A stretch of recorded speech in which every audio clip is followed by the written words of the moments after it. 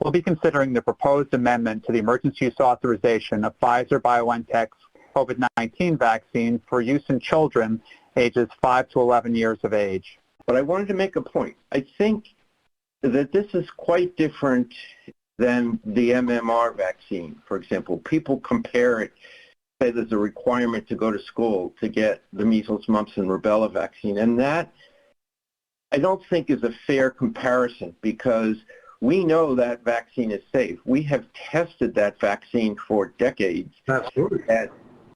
And we know, we have a very good sense of what the adverse events are. We do not have that with this particular messenger RNA vaccine. We're never going to learn about how safe the vaccine is unless we start giving it. That's just the way it goes. That's how we found out about rare complications of other vaccines like the rotavirus vaccine. And I do think that we are going to, I do think we should vote to approve it.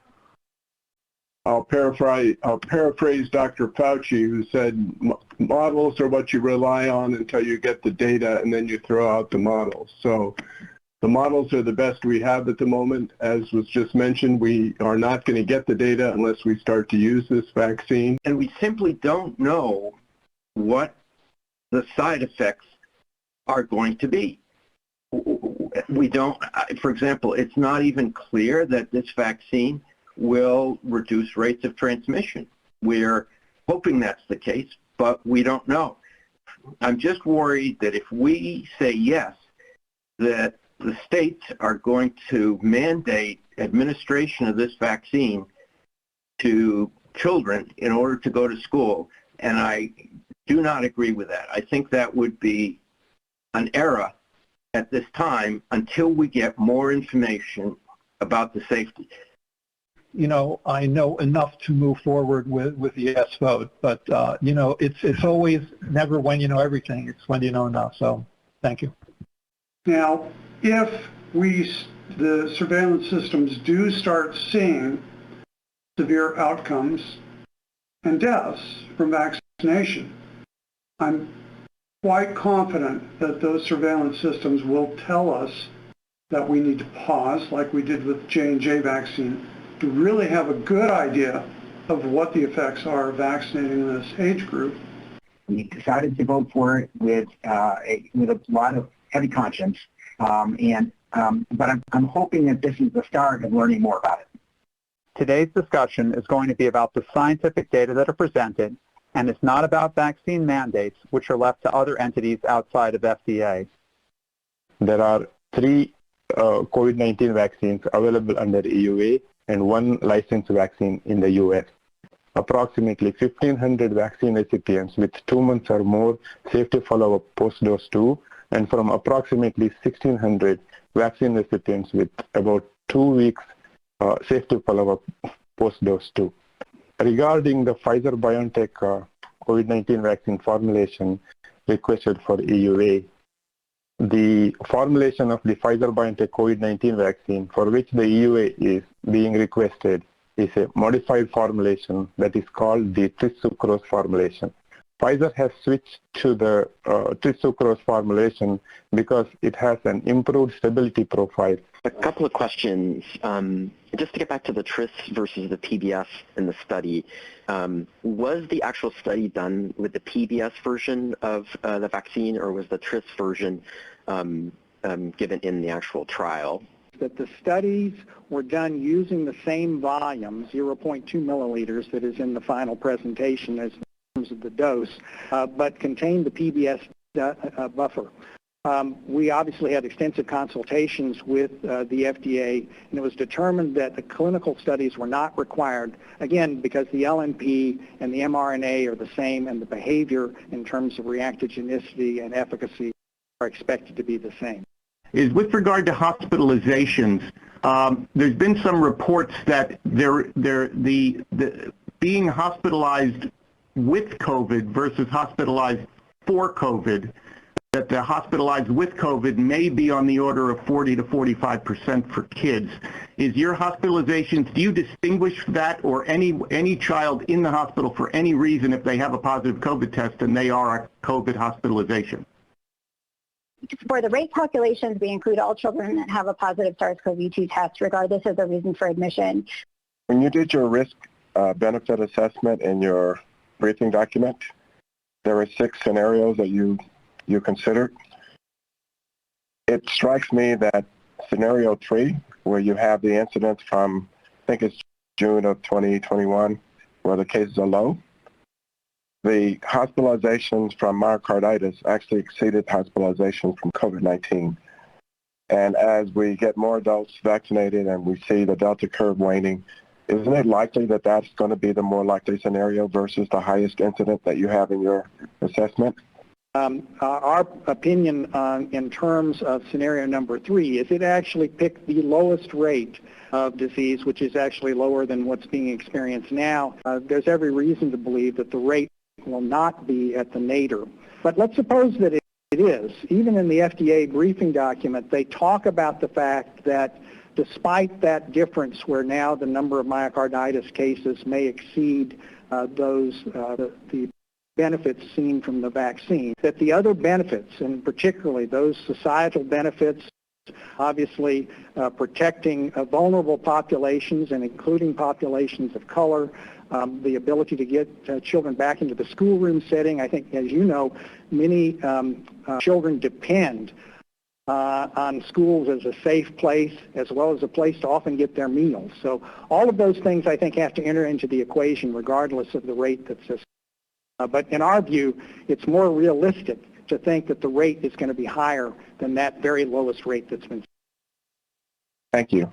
Does the vaccine look like it's inhibiting transmission, particularly asymptomatic transmission, which is so critical to this epidemic?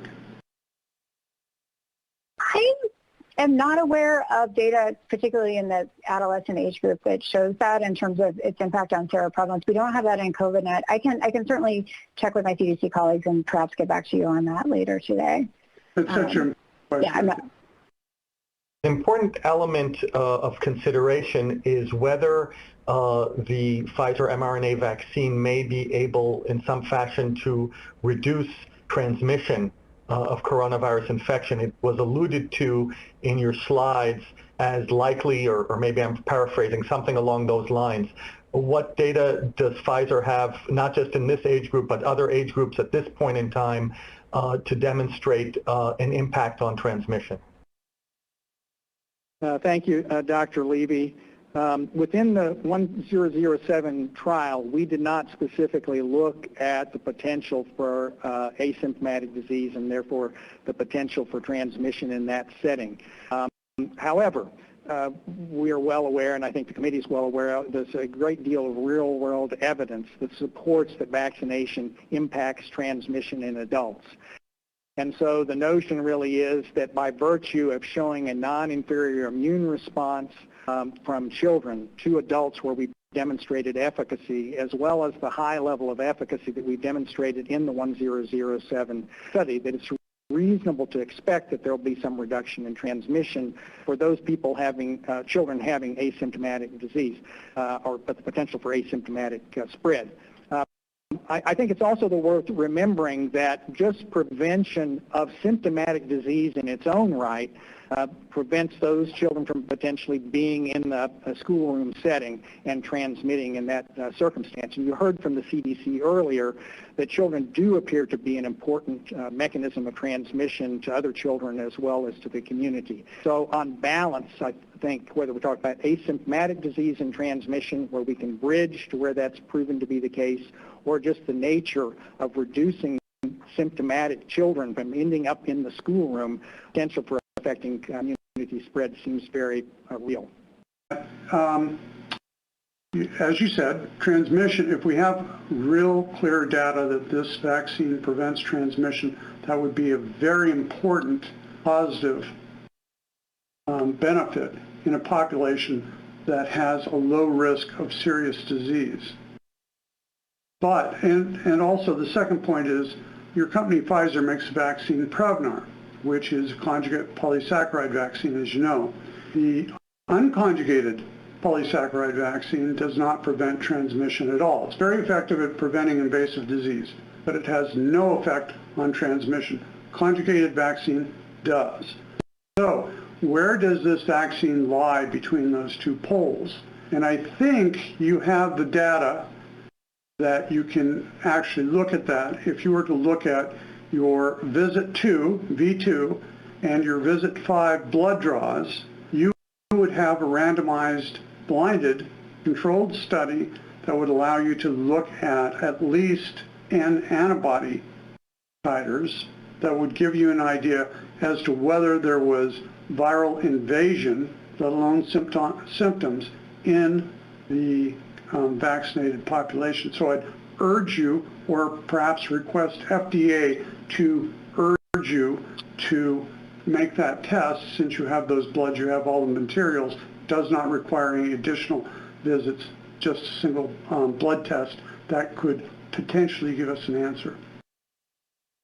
Yeah, so I thank you, Dr. Moore. Let me deal with the last question first, and obviously we'll take that under advisement. I think we've thought about doing that not only in this population, but other populations as well, to look for the potential for asymptomatic interference with asymptomatic disease, and then the potential for reduction in transmission.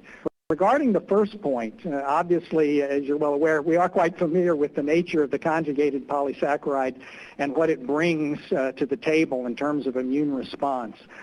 You're absolutely right. The polysaccharide vaccine without conjugation to a protein essentially is a T-cell independent antigen. It doesn't produce memory. I think one of the things that is gratifying, whether it will actually impact transmission, I guess remains to be seen.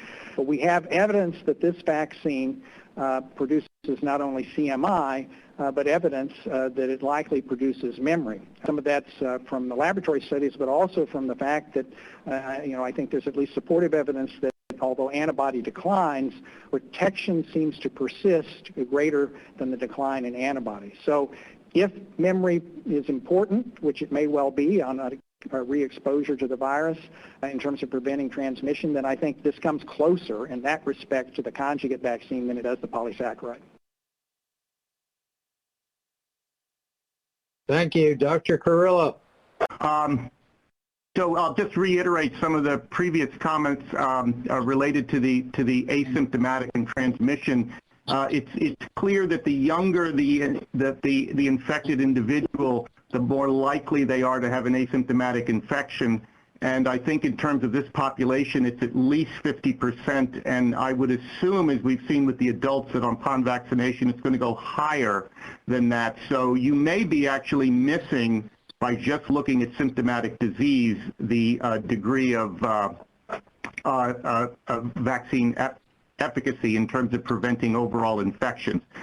You have very limited data at this point in time because of not much follow-up, but is there any reason to believe that the antibody decay kinetics in this population is going to look any different from what we've seen in adults? And so is the expectation that these children are going to need a boost in 6 months? And how do you think that's going to play out because if the focus is on immunobridging and the antibody response, then if the antibodies wane at the same level, then the argument would be is we need to maintain their antibody levels. Yet we're seeing in younger populations better holding up of protection for the serious disease that's been commented on in terms of hospitalizations and worse. So comments? Yes, thanks, Dr. Carrillo. In terms of your first question, obviously a good question about the nature of being able to look at asymptomatic infection. And like Dr. Moore's question before, we'll look into the potential of looking serologically at that. As far as the second question in terms of antibody decay, you may recall from the slide that I showed that we intend to get antibody responses out at 6 months, which may give us, of course, an early clue as to the potential for waning immunity and protection.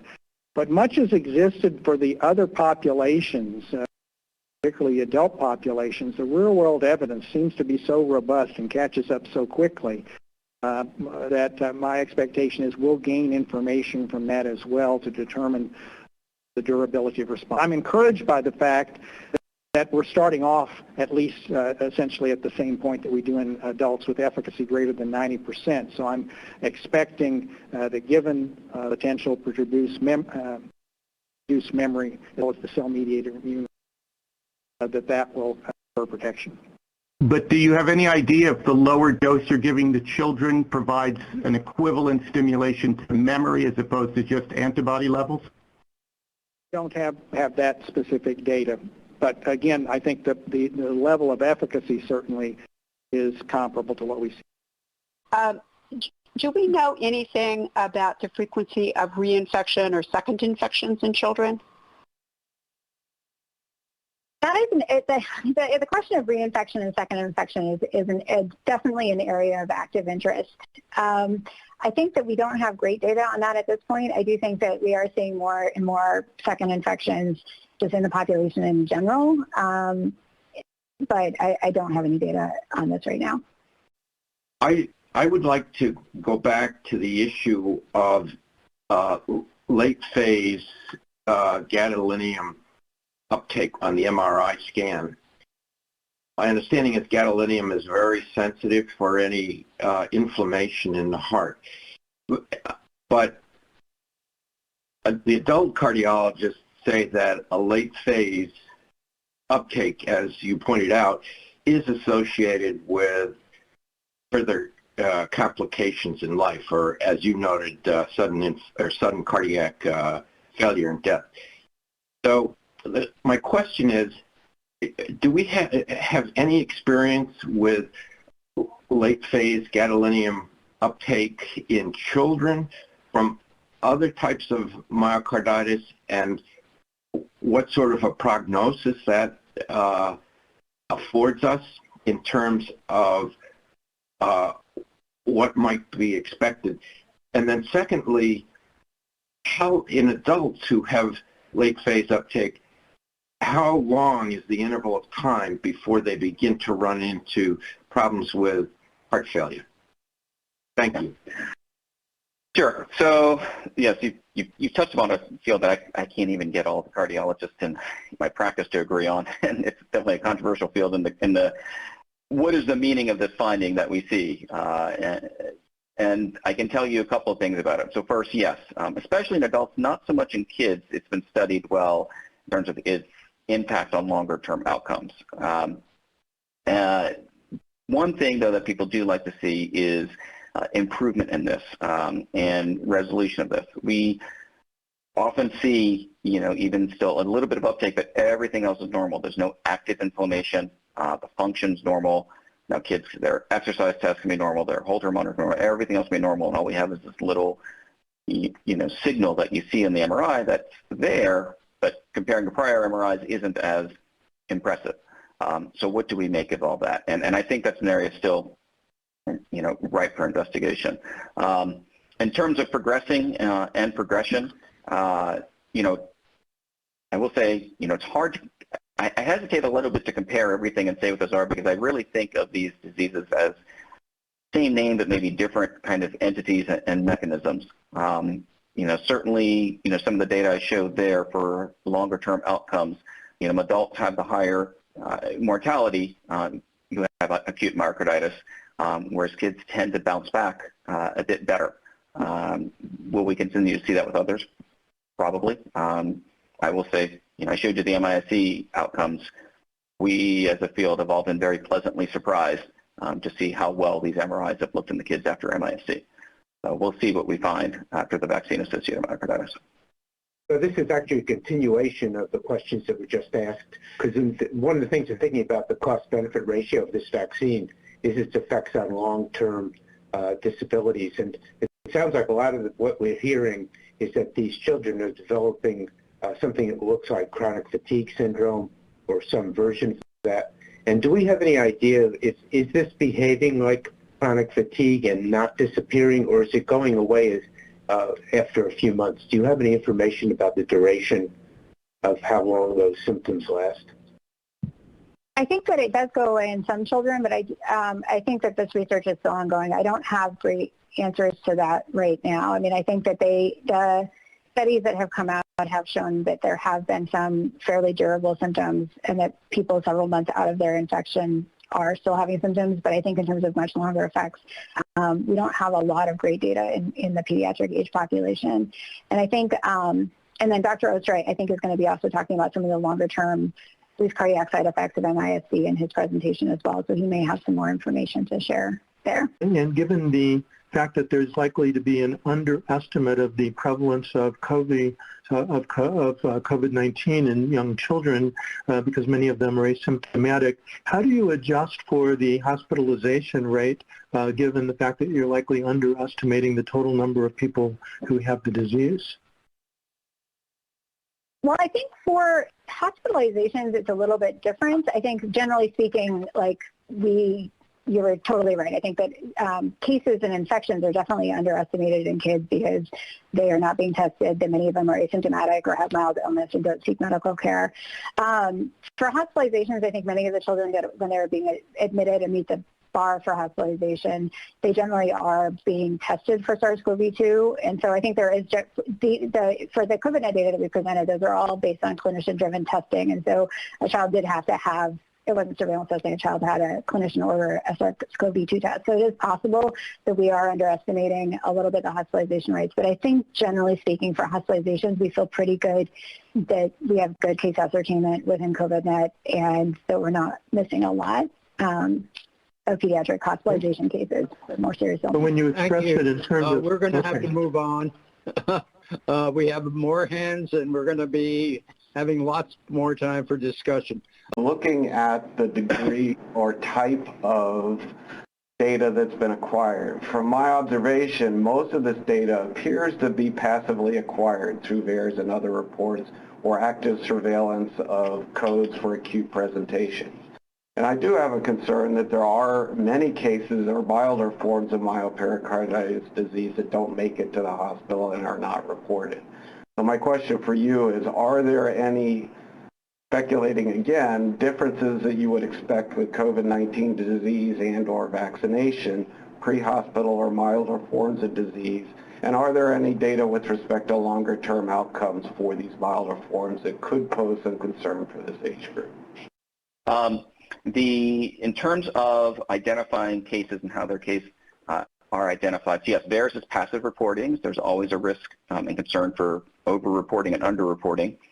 I will say I don't think over-reporting is a big issue because about 90% of the cases with information are able to be fully adjudicated. Under-reporting is, can certainly be a concern. But there are other systems, and they all kind of work in tandem to look at it from different aspects. Vaccine Safety Data Link, some of the data I showed, does do pretty active surveillance and looking at charts. It's not just ICD codes or discharge numbers. Some of the other systems as well try to incorporate that as much as able. So each different way of looking at it has their advantages and disadvantages.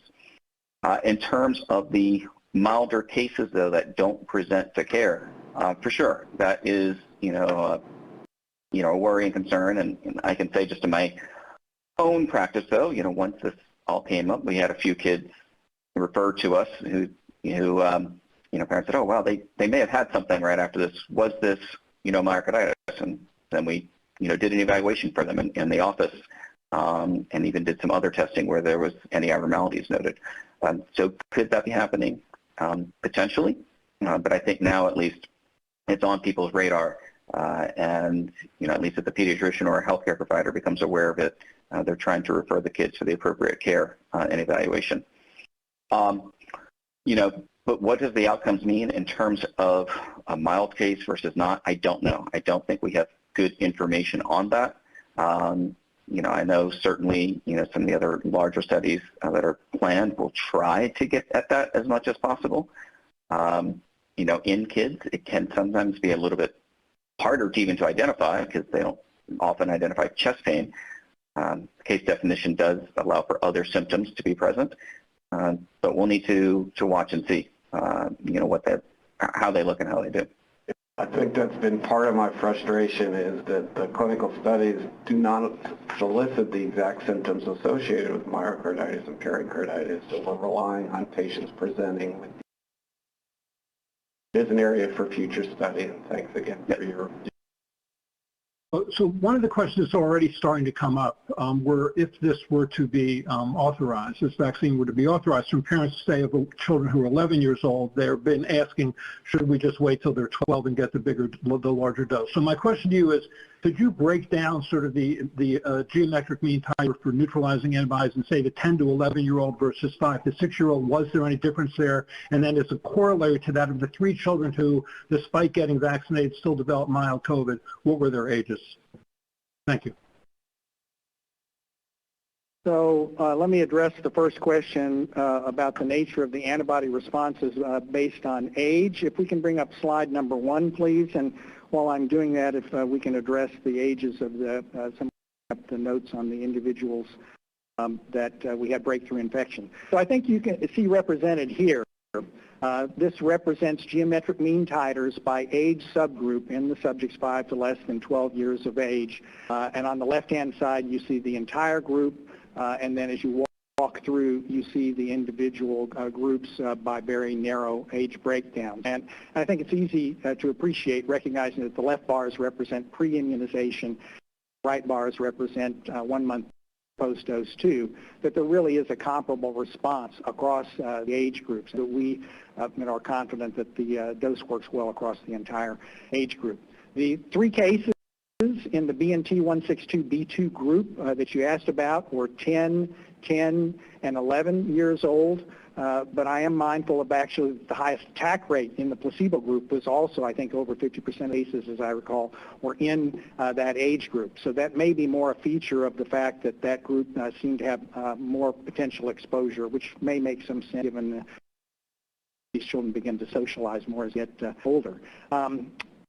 Okay, I'll just turn that question upside down and say, what would happen if you gave a lower dose to a 12-year-old? I'm sorry, could you repeat that? You broke up. Antibody and in terms of side effects. I'm sorry, can you just say that again? I'm sorry, I'm not sure I completely understood the question, Dr. Monto. What would happen if you gave a lower dose to the 12 to 15-year-olds? In terms of antibody response and perhaps reduction in side effects? So that becomes a logical question, obviously, based on the experience that we now have in 5 to 11-year-olds. You'll recall that when we presented the data to the FDA, for those of you that have reviewed that data, we had higher antibody responses at the 30 microgram dose in individuals who were in the 12 to 15-year-old age group, and that conferred a high level of efficacy. So there is the potential, although we don't have the data to show it, for a 10 microgram dose to provide antibody response, and we have some possibility of looking at that in the future, but we don't have that data today.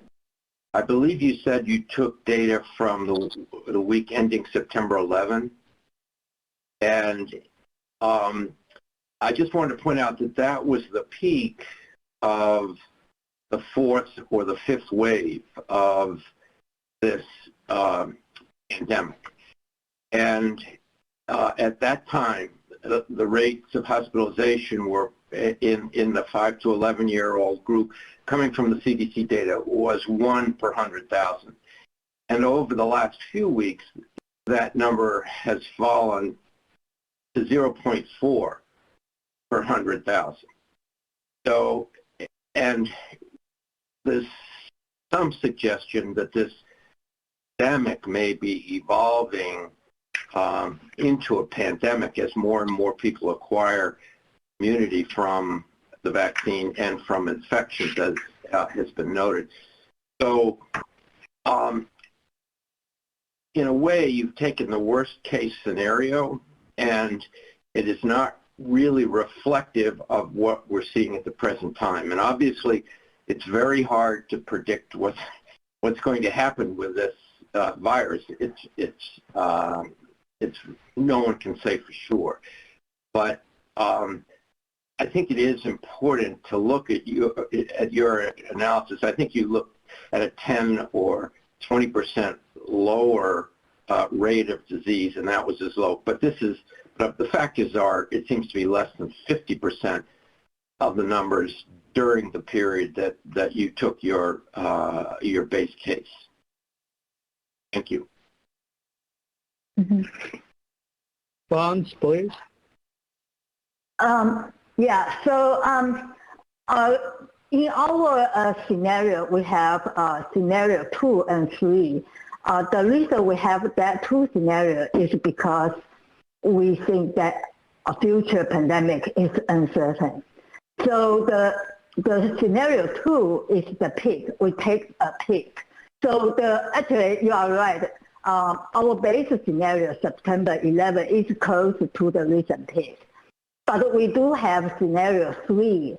We take the lowest point. So the lowest point, the incidence rate for the cases is 5% of the September 11.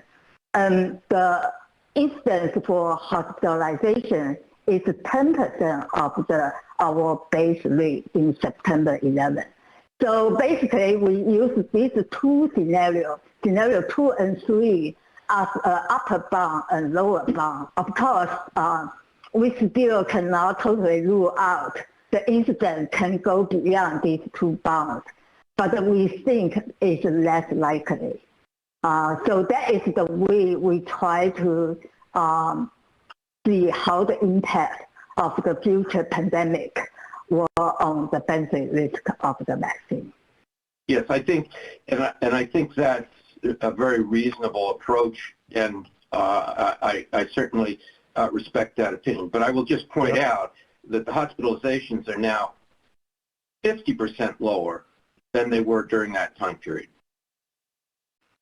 So I guess my question, I want to go back to the concept of children already having been infected with the COVID and having some immunity already. Do we know how good that immunity is, how protective it is, and how frequently children who've had COVID before get reinfected?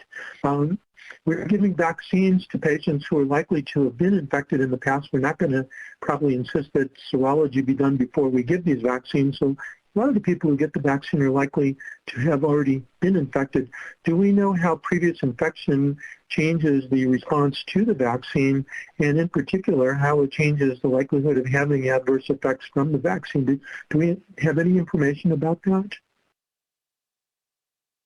So Dr. Portnoy, I know that we have some data on the effectiveness of the vaccine when it's given to people who have previously had a case of COVID-19, and the CDC has published an MMWR showing that there is a significantly reduced likelihood of hospitalization when the vaccine is given to people who have previously had the COVID-19 infection.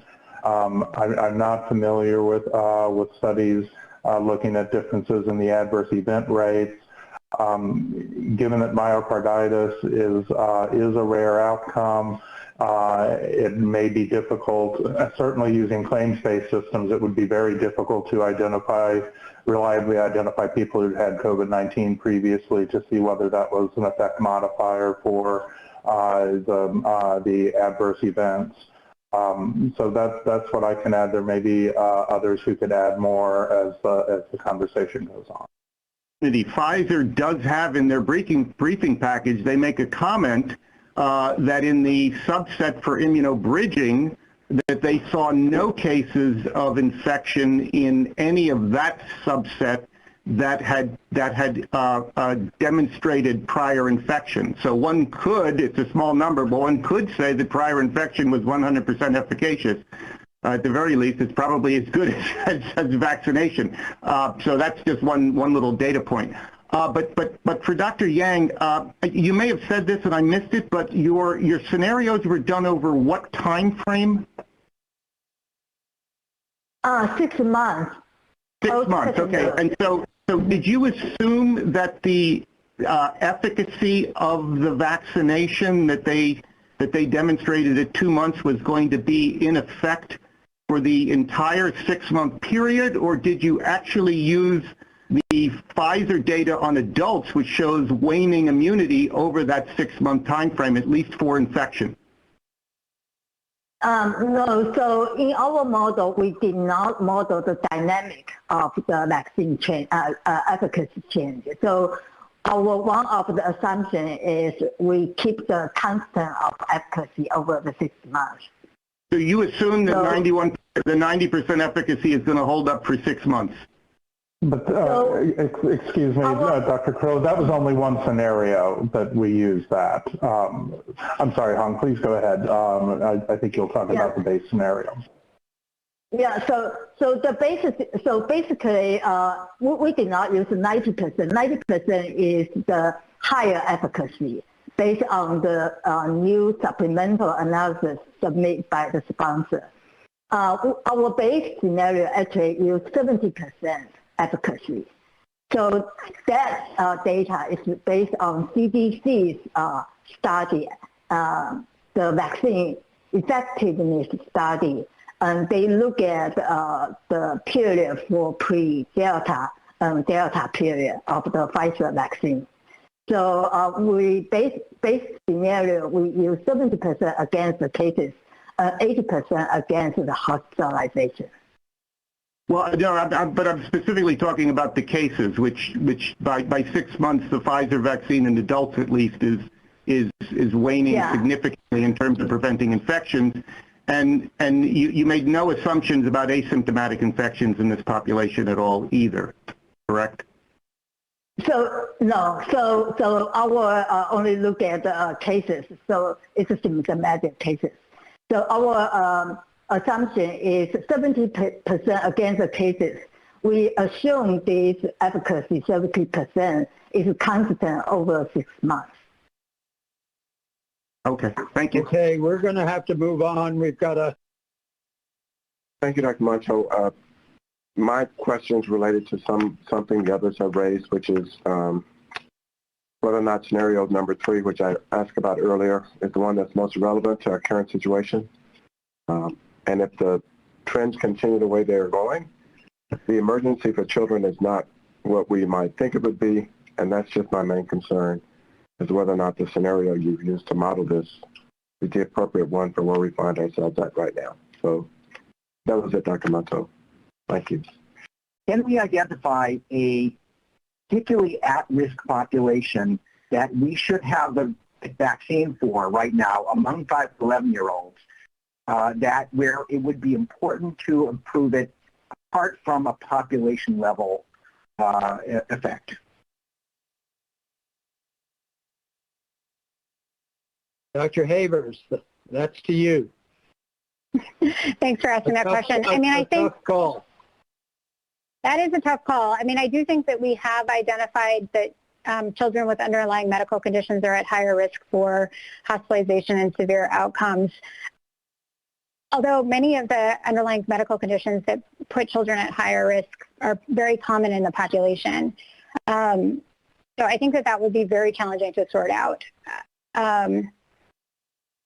We are seeing higher rates of hospitalization and severe outcomes among children of different ethnic groups, as I said, although once we adjusted for underlying medical conditions, that they did not appear to be at higher risk for severe outcomes, conditional on being hospitalized. So I think it would be very difficult to narrow it down to a specific population, although we do know that children with underlying medical conditions are at higher risk. I will point out, though, that a third of the children that are hospitalized do not have an underlying medical condition that is identified prior to hospitalization.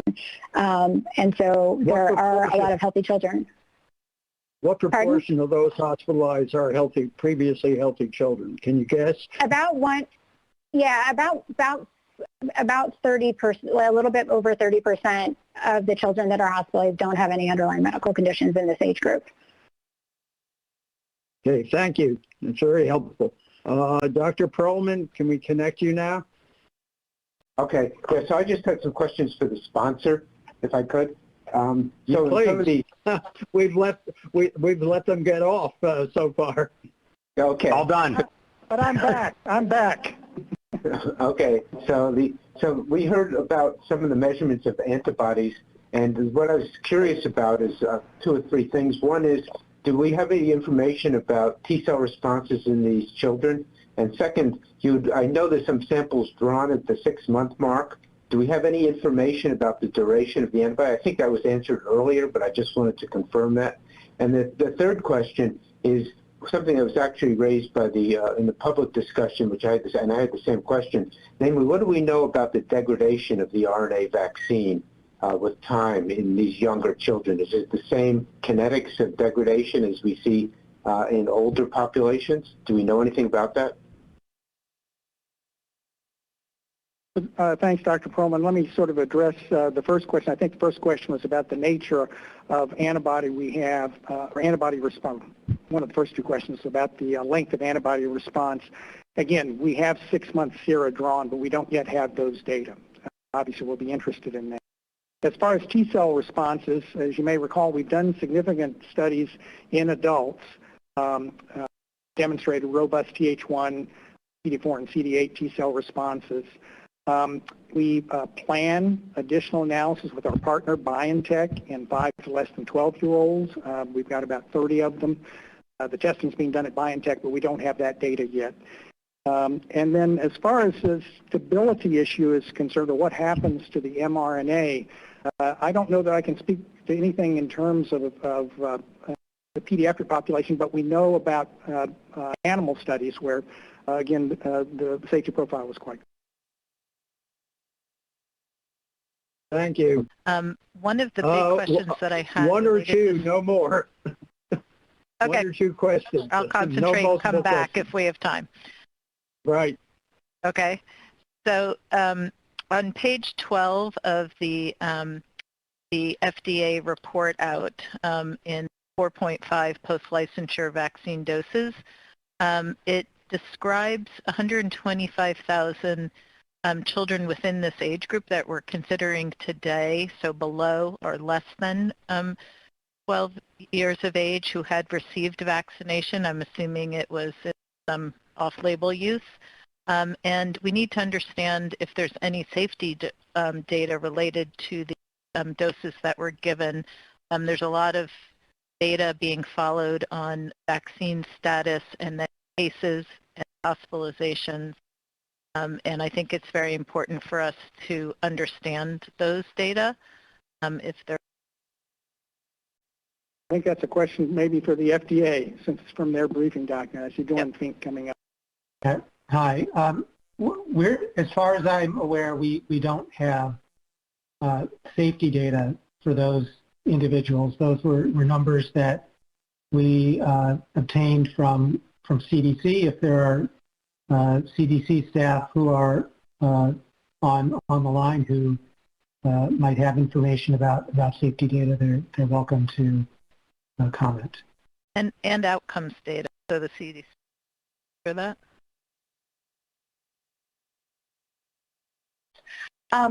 So we do have doses that have been administered to less than 12-year-olds. I don't know how much you heard me say before, but some of those may have been off-label, but they also may have been misclassified. So somebody may have put the age wrong, and so we need to go back and look at that data more closely, which we can do, but we don't have any evidence of adverse events being reported in that age group in particular, and as well as no data on outcomes at this time. We'll look at our data a little bit more closely over the next week. Hello. Yeah, I'll just leave my video off since we're having problems with that, but this is for the sponsor mainly, perhaps for the FDA or anyone else on the committee here, is that this is a new vaccine, and I'm not really certain I know why it's being administered intramuscularly, but we're seeing pericarditis or myocarditis as a consequence of this in children. I'm just wondering, is there any effort to look at either animal models or to look at is there data from clinical studies that suggest we could give an intradermal injection of this and maybe reduce these side effects? Really an open question. Yeah, so I can give the short answer. We have no data about intradermal administration. Intramuscular administration is common for most vaccines, other than those that are given subcutaneous.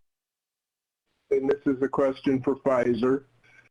If I caught the numbers correctly, the original immunobridging population was something over 300 and was whittled down to 264. And I'm assuming that it was the people were excluded because they had pre-existing antibodies showing they had actually been infected. And if so, that gives you a small cohort of 50 or so kids in this age group who we could look at side effects of vaccine after natural infection. And I wonder if you have done that. Yeah, so thanks for the question. We actually, by virtue of having to test all the individuals who come into the trial to determine whether they're seropositive, it wasn't only the immunobridging cohort. So in the circumstance where individuals came in with prior evidence of infection, either defined serologically or based on having a PCR at the time of immunization, there basically was a little difference in terms of reactions seen in those that were positive versus those that were negative. You may remember back to the adult data where, if anything, individuals who had had prior seropositivity might have a little bit of an increase after their first dose, but interestingly enough, they tended to have a lower response in terms of reactions after the second. And we saw much the same thing here, but across the board, really very little difference. As a fellow pediatrician, Bill, I know you understand the concern that people have about the issue of myocarditis, of that risk in the 6 to 11-year-old children. And so the question I have for you, did you or is it possible to look for troponin levels or BMP levels in those samples that you got from participants after the vaccine, thinking about the possibility of subclinical myocarditis? Over. Thank you. As part of the data sets we provided to you today, we didn't obtain samples proximate to vaccination when the risk for myocarditis seems to be greatest, right, within the first several days. However, we are taking a very deliberate approach to try to determine whether troponins, first of all, offer any value in terms of specificity. So we're taking populations that have already been studied to look at their baseline troponins. We know that you can, in some circumstances, see false positives. And while we're doing that, we now are enrolling some additional populations of children as well as adolescents and young adults to then target samples taken at 4 days after the second dose. Once we define the nature of the specificity of the troponins in this larger population, then we would use that to inform how best to look at those troponins. But as of today, we don't have that data. And again, I want to be careful in this circumstance, as I'm sure you can appreciate. We want to make sure we have enough specificity around this so that we don't end up having an erroneous result. But you can compare the two groups, obviously. Right. I mean, that's the idea, that basically once we have that specificity and know the instance with which we're potentially seeing a spurious result, then we can better decide the nature of what the data would, how the data would inform us from the troponins or the samples that we're getting to testing troponins in the vaccinated children. Yeah, this has been a fascinating day, and I'd like to thank FDA and the sponsor and CDC and everyone for a very thoughtful discussion. There are a number of broad-based principles here that are converging. One of them was touched on by Dr. Gantz, which is the concept of including children. In fact, there's something called the Pediatric Research Initiative, or PRI, that was passed on the federal level to include children in biomedical research, and we're happy to see that studies are being done, because this pandemic is clearly affecting them both directly and indirectly, as we've heard today. And so I very much welcome these data, and in many ways they're promising.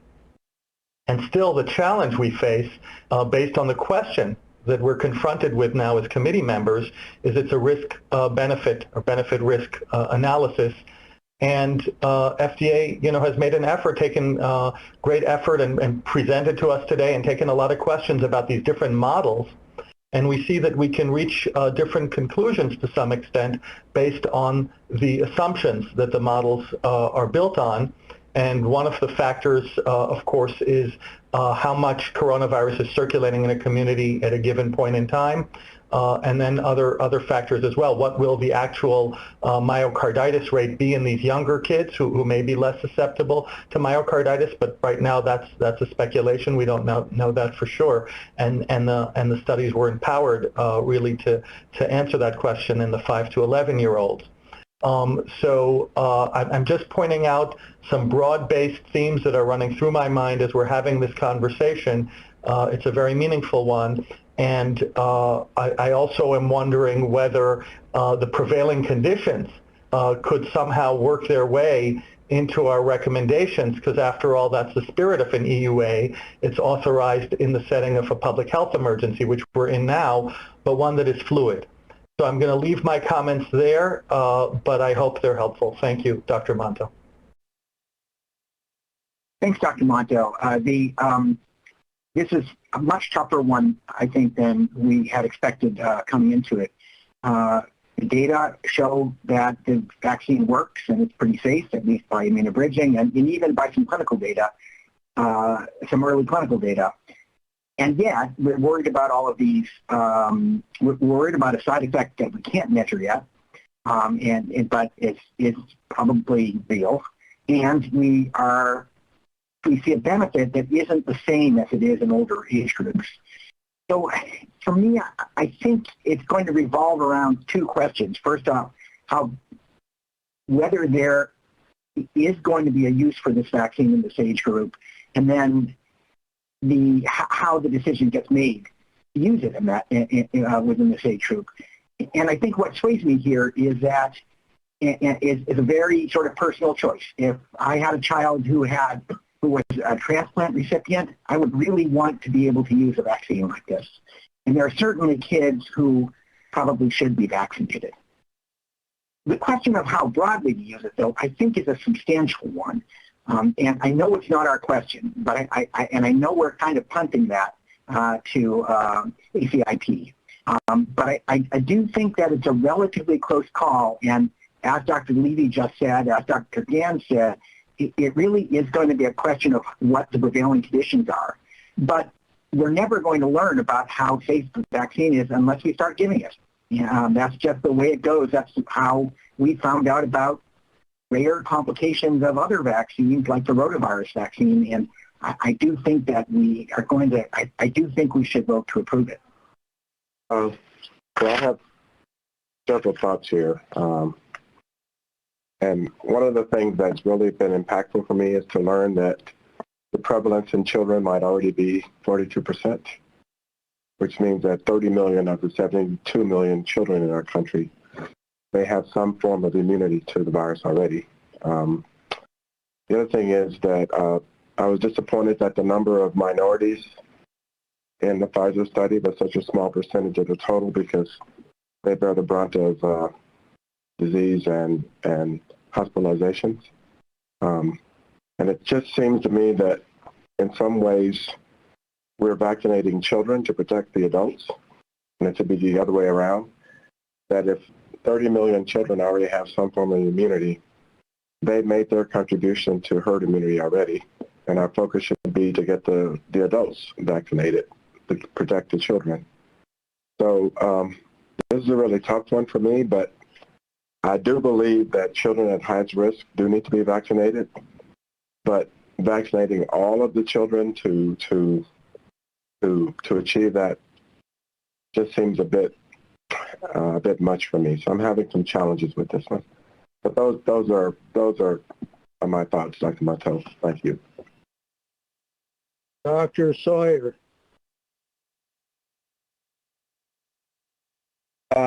So I do, we're all concerned about the myocarditis issue, and I do think the model has overestimated the hospitalizations prevented because of prior immunity and the inclusion of some kids who were hospitalized for reasons other than COVID.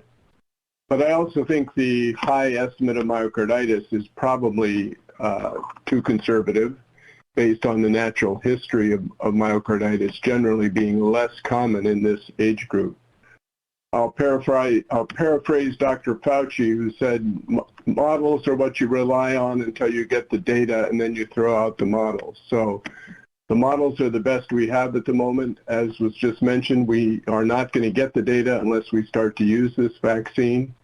I do think we need it as a tool in our armamentarium for high-risk children, for equity issues, for parents who really would like to protect their children, and because of the long-term, very profound implications of schools being disrupted and the social and educational impact that that's having on her. So I agree that it's going to be a fluid situation. A reminder that an EUA is not a permanent situation, and that could change based on either additional side effect data or depending on what happens with the pandemic.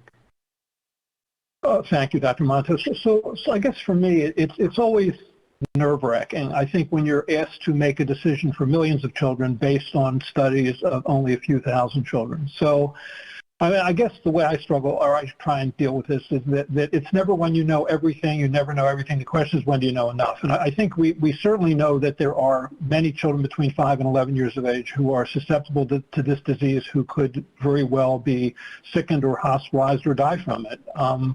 And then regarding the myocarditis issue, I think there are a number of things that are reassuring. It is reassuring to me that we're giving a lower dose. It's reassuring that the incidence of myocarditis in the 12 to 15-year-old is less than that in the 16 to 29-year-old, and that at least that at least the general sort of classic myocarditis is not generally a phenomenon of the pre-pubertal child, or at least much less so. And we do have efficacy data at 91%. I think that will hold up. So I guess for me, I think, I know enough to move forward with the yes vote. But, it's always never when you know everything. It's when you know enough. So thank you. I'll be honest and say I actually resent a bit the sort of binary presentation. It's sort of like a take it or leave it. You must have everything exactly the way the sponsor has presented it, and nothing else can be considered. A few thoughts. The argument in favor of that this will lead to herd immunity and reduced transmission, that's a theoretical possibility. I've seen very little data, and in fact, most of what I see right now is that regardless of the percentage in terms of vaccination, the newer variants seem to be able to pass through the population. So if all we're focused on is reducing cases in terms of a benefit, I don't think that's likely to be realized. I have a lot of issues with the immunobridging because it's being based on an immunogenicity marker that we know wanes and yet continues in spite of the waning of that antibody response. We continue to see very good protection against the very things we want to see protection against: hospitalization, severe disease, death. And we're making an assumption that at a lower dose in this pediatric population, that it's just going to pass, that there's going to be equivalency in terms of the overall protection because of the antibody response. So I have a lot of issues with that, and particularly with the percentage of the population that of this population that has already been infected previously with COVID, and I think 40% is probably a lower limit. I think that the possibility that they likely only need one dose at best is going to be very optimal, is probably going to be more than sufficient for them. So I think the idea of doing it under an emergency use authorization, 2-dose for everybody, without any flexibility around this, I think is going to just not go over very well, and I don't think it's going to give the healthcare community the options and parents the options to choose what's best for their children. There are high-risk individuals, and I think they do need to be attended to, that we do need to provide a vaccine for them. But for many others, 1 dose or no dose, even if they've had prior COVID infection, I think they may not need anything more. The last point I would make is that we are vaccinating with a prototype spike protein that is no longer circulating. And so we have to go to higher and higher levels in order to get efficient potency in terms of neutralization. Everyone is focused on Delta right now, but Delta is on the decline. We can anticipate that the future variants are going to be more distantly related, and simply boosting, which we're likely to need to do in this population in 6 months if all we're relying on is neutralizing titers, is going to become harder and harder to do. So I think we need to more carefully evaluate exactly the vaccination schemes that we want going forward, and we simply don't have the data right now to make those decisions. An awful lot has been said that's very, very interesting and that I agree with, and I'd like to make a few comments. I think the likelihood that this vaccine is going to be effective is pretty likely in the 6 to 11-year-old age group. The issue is side effects or adverse events that might be occurring after this vaccine. And I'm torn. On one hand, we know that many mothers and fathers and parents are eager to administer this vaccine to children because they're so frightened, perhaps overly so, but they're so nervous about this vaccine because of what's been stated, that they really are anticipating having access to this vaccine in children. On the other hand, I think we saw that approximately 68% of the children who are hospitalized with COVID-19 have underlying comorbidities. So that means about 32% do not. And then if we were to take 40% of that group that may have immunity already, we're getting down to a very small percent of otherwise healthy 6 to 11-year-old children who might derive some benefit. And we simply don't know what the side effects are going to be. We don't, for example, it's not even clear that this vaccine will reduce rates of transmission. We're hoping that's the case, but we don't know. This vaccine is probably not going to prevent infection. It's going to prevent severe disease. So my worry is that I think my thought is that this vaccine should be available for those parents who are very eager to get it for their child, and because their child has a comorbidity, or they're concerned themselves. But I'm just worried that if we say yes, that the states are going to mandate administration of this vaccine to children in order to go to school, and I do not agree with that. I think that would be an error at this time until we get more information about the safety. I just want to, before I get to the answer to that question, just remember here also that we take measures to prevent influenza in children in order to prevent about 100 deaths a year from influenza. And we're talking about having this become more of a routine type of thing. So just so we understand that the order of what we're dealing with. It occurs to me that not only are we talking about acute disease, but we're also talking about the other things that Amanda talked about, the effects on families and transmission to other people, and then also long COVID, which may be the biggest problem that we have, certainly in adult populations, maybe in pediatric populations. So I would want to give families the option for getting their children vaccinated if they choose to. The other thing is that even the shedding issue, which is so important for transmission, we don't really have data that there is an effect on shedding, but based on other studies from other coronaviruses and even from animal studies, it's likely that we will see an effect on shedding. And we also, the problem with shedding is that we almost have to do the transmission study to see if people in a household get infected. There may be virus left in the nasal cavity after a vaccine, but the question is the shedding is long or the levels is high? And I think that we don't really have very good data on that. Now, if the surveillance systems do start seeing severe outcomes and deaths from vaccination, I'm quite confident that those surveillance systems will tell us that we need to pause, like we did with J&J vaccine, to really have a good idea of what the effects are of vaccinating this age group.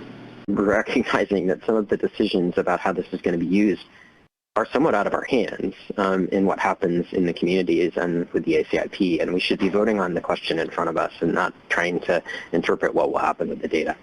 When you're doing a risk-benefit analysis, you have to look at the benefit.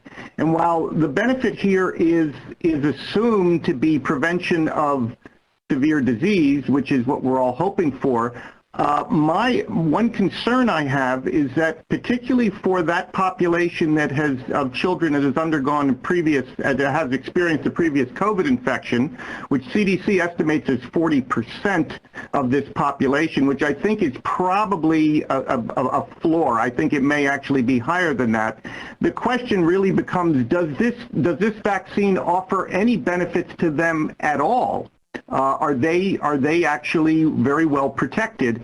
And the other aspect here is for children who have undergone, for example, a Delta infection, does now vaccinating them with a strain that goes back almost 2 years from the vaccine, from the time they're getting the vaccine, does that actually help or hurt their current immune system with regard to ongoing variants? I don't think we know that. We have no idea. I think for many children who have experienced COVID already, they're probably more than adequately protected. One dose may be sufficient. I think for the high-risk children, it's very different, but I will emphasize again that this dosing interval, the way it was put together, is suboptimal in terms of durability. And I think that there can't be any expectation that the antibody decay rate is going to look any different from the adults, and then these children are going to be expected to have a booster in another 6 months. And I think the focus on cases, reducing cases, is really what's going to confound us, because I don't think we're going to be able to do that. We're going to see vaccine breakthroughs in this population, and it's going to cause all the same problems that COVID does, whether or not they're vaccinated. Personally, I see this as an access and really a personal choice and equity question, and not a mandate for all in this age group. I've had to come to that decision, but certainly that's where I've centered and will probably be in favor of this particular question. Unfortunately, I agree with Dr. Krill and the others who were discussing the impact of prior infection and probable existing immunity. Most families in the U.S. are flying blind with respect to their individual status. So in the absence of a testing strategy or having that knowledge, I think we're stuck with where we are and having to provide at least access to the vaccine and giving families the choice to make that vaccination. For the record, based on the totality of scientific evidence available, do the benefits of the Pfizer-BioNTech COVID-19 vaccine when administered as a 2-dose series, 10 micrograms each dose, 3 weeks apart, outweigh its risks for use in children 5 to 11 years of age? Okay, it looks like all votes are in, so we can now broadcast the results, and I will read the votes aloud for the record. Dr. Moore voted yes. Dr. Wharton voted yes. Dr. Perlman voted yes. Dr. Sawyer voted yes. Dr. Nelson voted yes. Dr. Levy voted yes. Dr. Fuller voted yes. Dr. Hildreth voted yes. Dr. Cohn voted yes. Dr. Portnoy voted yes. Dr. Pergam voted yes. Dr. Lee voted yes. Dr. Offit voted yes. Dr. Monto voted yes. Dr. Kurilla abstained. Dr. Meisner voted yes. Dr. Rubin voted yes. Dr. Gans voted yes. So this concludes the vote. Out of 18 voting members, 17 voted yes, and we had 1 abstain. Thank you, Dr. Monto. I will turn it back to you for the voting explanation. But I wanted to make a point. I think that this is quite different than the MMR vaccine. For example, people compare it, say there's a requirement to go to school to get the measles, mumps, and rubella vaccine. And that, I don't think, is a fair comparison, because we know that vaccine is safe. We have tested that vaccine for decades. Absolutely. and we know, we have a very good sense of what the adverse events are. We do not have that with this particular messenger RNA vaccine. But I just remind people that the rates of hospitalization in this age group of 6 to 11 is 0.1 per 100,000, or less than 10 per million. And the rates of myocarditis in older age groups with a different vaccine, from Israel at least, were as high as 100 to 150 cases per million.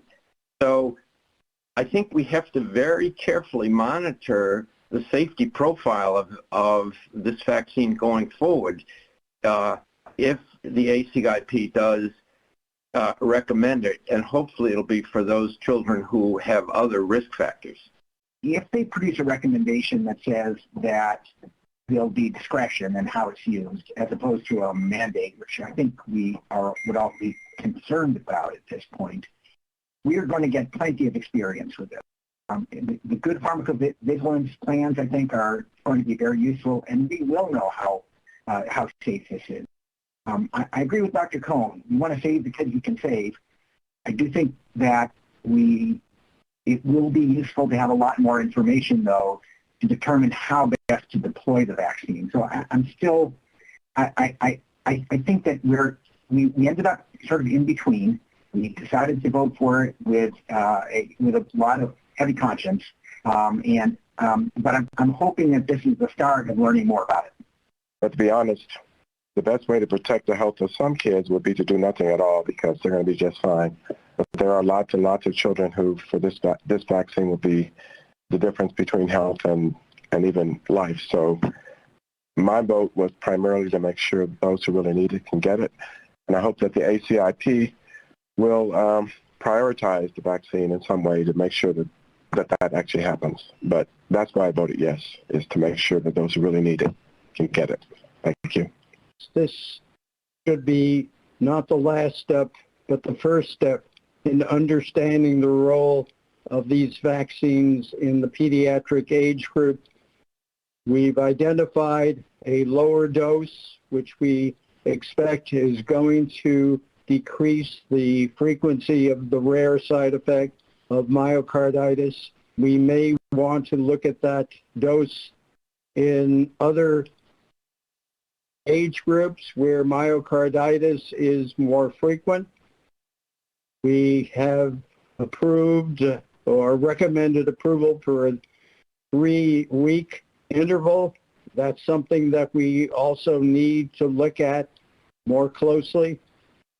But this is what we have to do now because we are in an emergency, and I thank the committee for a very long and very deliberate and very complete review of all of the elements that have gone into our recommending approval of this vaccine for an important age group of children.